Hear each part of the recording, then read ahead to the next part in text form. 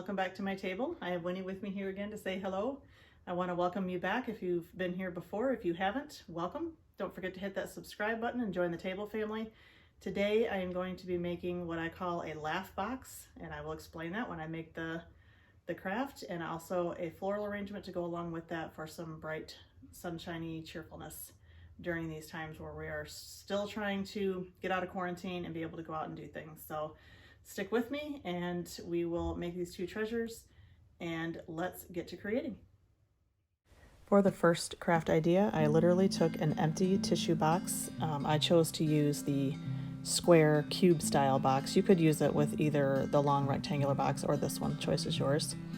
I started with removing the plastic lining that was around the opening that held the tissue in place. I just tore that off, threw it away, and I chose the color Nutmeg in Apple Barrel paint. It's a brown color, like a darker brown color, and I just painted the entire box with 2 coats. It did take 2 coats to cover this because of the pattern that was on the box. So I just coated that, let it dry in between coats, and it was dry pretty quickly, probably within an hour.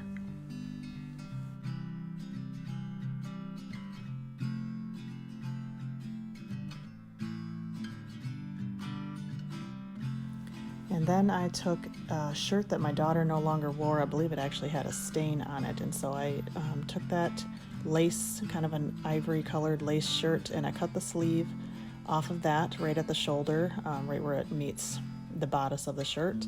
And then I took and cut the sleeve in half again lengthwise from wrist to shoulder, shoulder to wrist, tomato, tomato, however you want to look at it, and just cut that down the center and opened that up. And then I also cut it again on the seam part so that I had 2 separate pieces, so that I could wrap one of the pieces around the box. But it's the sleeve cut in half lengthwise, and now I have 2 pieces, and I'll just set that other piece aside for another project because we will probably most assuredly be using that somewhere else.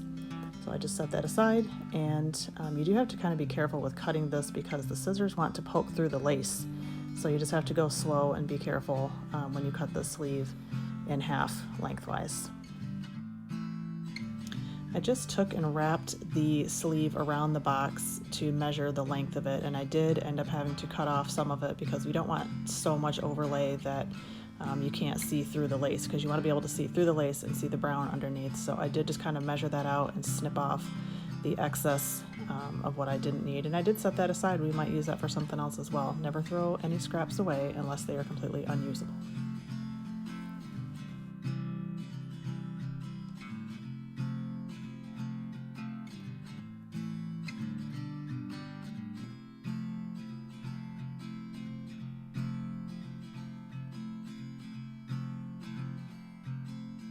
So to get this as precise as I could, I started by just kind of measuring the top edge of the lace against the top edge of the box. I did not cover the actual lid side of the box where the opening is. I just went up to the top edge and kind of hot glued, and you have to be careful because it is lace. You can burn your fingers, so I chose to use like a popsicle stick. You could use any kind of like wooden skewer, just anything to press down on the material so that you don't end up burning yourself with the glue.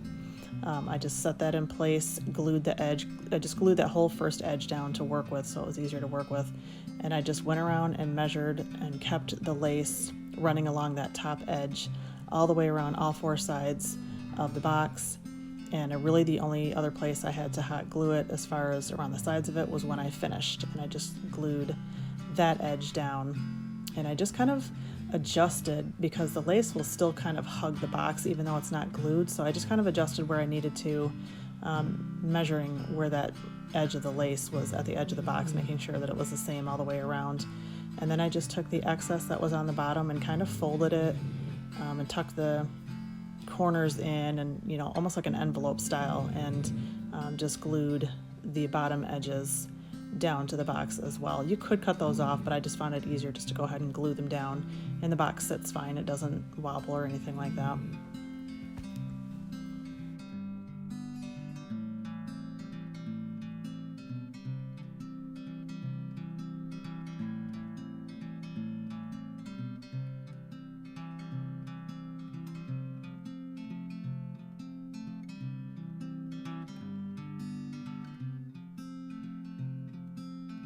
Once I completed adding the lace on there, I did decide to go ahead and add some ribbon for some extra color and just tie that in a shoelace bow.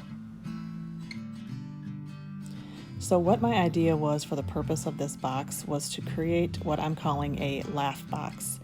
And the idea is that because we're in this kind of quarantine time and we might be bummed out and whatever, or just days that we might have those days where we're exceptionally on the downside, you just think of funny stories that you took part in, funny things that your kids said, funny pictures, family photos, or even writing down little jokes that you've heard, putting them in this box so that when you need a little pick-me-up, you need a laugh and a smile, you can go to that box, pull out one of your little jokes or your funny memories, and just take a stroll down memory lane about those funny things that happened with your family. So that was my whole thought process behind this laugh box. So for the next DIY, I took this, I believe it's about a 4-inch flower pot that I've had on hand for quite some time.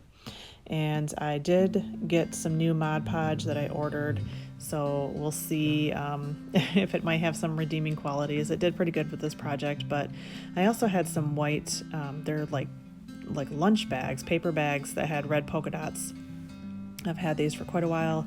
I wanted to find some cute project to do with them, so I cut them into smaller, like squares, strips, whatever, so they were easier to manage on the flower pot. And I worked in sections, and I just painted on some of the Mod Podge with a sponge, a foam sponge brush, one of them spongy craft brushes, and painted that on in sections, the Mod Podge, and then I laid the squares of the white bag with the polka dots on top of that and smoothed it out.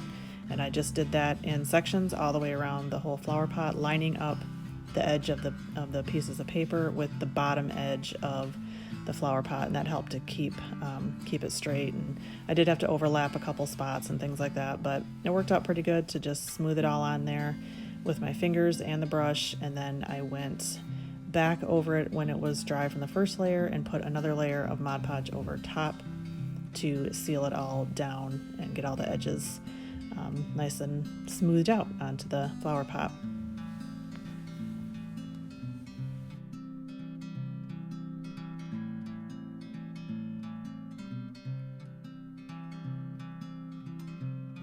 So once your Mod Podge is completely dry, you will take I had this random piece of floral foam laying around, and I cut it to size and stuffed it down inside my flower pot, got it nice and secure. Then I started working with these flowers and greenery that I had just ordered, just got them the other day, and it was so nice to get some new florals and some new greenery to work with. So I start by, I had already cut off all my greenery and my flowers from the stems with some wire cutters and got those ready to go. And I did have to snip off some a little bit more of the ends of the greenery and the flowers and stuff, just to measure them and get them to the height I wanted. But I started with the greenery and just kind of putting that almost into like a square or diamond formation in the center part of the oasis that's down in the bottom, the floral foam. And then I just kind of arranged those a little bit and bent them to go outward a little bit more and things like that. And then I went back with I had 3 sprigs of baby's breath that I cut to size and stuck those down in kind of in the 3, it's hard to say corners of a flower pot, but in 3 sections where it almost makes a triangle. Sheesh, couldn't think of the shape.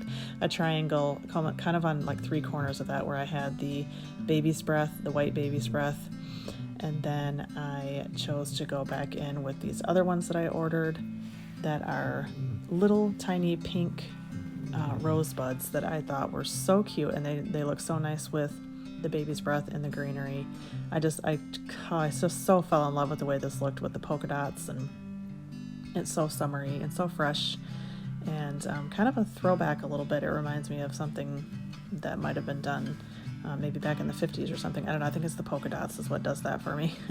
So I really, really liked how this came out. I'd like to do some more of these with some different colors, but I'm so glad I found a use for those polka dot bags, and I'm so happy that I was able to get some new florals. I got all of these from Michael's. Actually, I think I got the Baby's Breath from the Dollar Tree a few months back, but I did get the rosebuds and the Greenery from Michael's that I ordered online. So there you have it.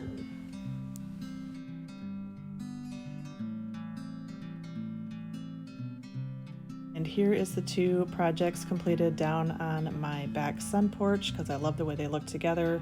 They both will make you smile, so I wanted to put them together sitting on the table in between these two chairs that we usually sit in down on the porch. That's going to do it for today. Thank you so much for joining me here, and I can't wait to see you again next week when we do some more crafts together at the table, and hopefully Winnie will be with us then too. Don't forget to hit that subscribe button, hit the like button, help me to grow this community, and leave me a comment down below and let me know what you think of the craft ideas, or if you think Winnie's cute, or anything you just want to let me know in the comments. I appreciate you being here and for your support, and we will see you next week.